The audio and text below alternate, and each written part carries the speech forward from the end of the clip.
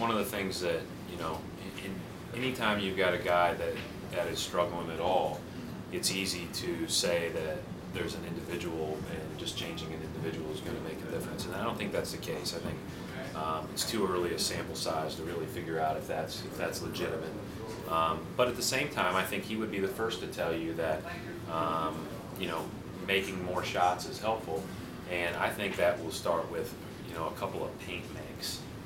Getting into the paint, posting up, getting in transition, getting an and one, getting an offensive rebound, doing something that is a difficult thing to do but is an easier finish. That usually opens the floodgates for making jump shots. He's got a lot of instincts. I remember the first time I saw him play, he had already committed to Ohio State. It was in a high school open gym, and I called Thad on my way home and said, I can't believe how much he can do.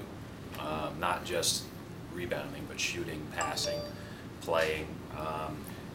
He's just a very instinctive player. He understands the game. The game comes easy to him, and we've been better with Sully on the floor. At least the numbers bear that out in the first 3 exhibition games, and so hopefully that continues.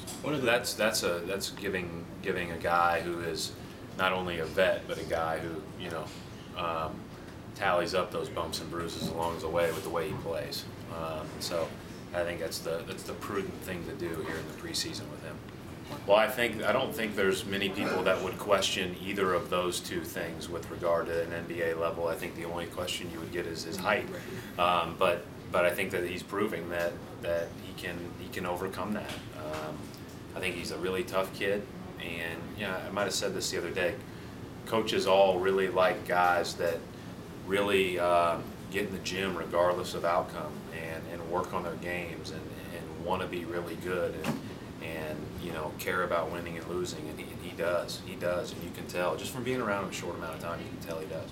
How do you balancing those two things out? Yeah, but he does. He may not be the most verbose guy in a media room or in a setting, but he does his job defensively.